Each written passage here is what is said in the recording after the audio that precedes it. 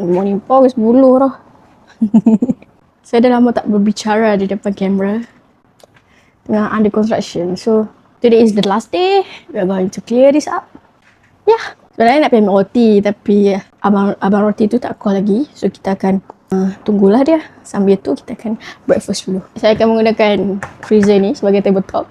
Nak kena makan dengan mak. Masukkan apple cider. Satu sudu. Lemon. Banyak kot.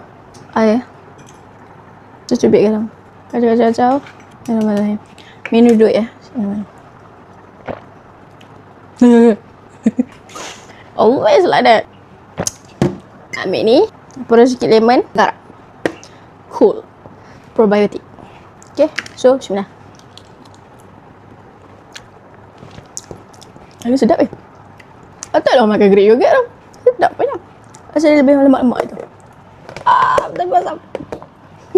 So, saya nak makan lagi. Selagi abang tu tak call, itu saya nak makan. Gunakan 2 biji telur. Tapi itulah. Saya malas nak ambil tin muffin saya.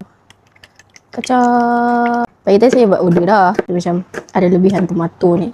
Tuhan tidak suka orang yang membazir. Ada juga chicken slice. Saya akan masukkan je dah. Ini kenyampai sup ni. Saya punya Greek yogurt. So, white pepper. Cheese. Mozzarella cheese tu. Sebab saya suka. Telur steam dalam microwave.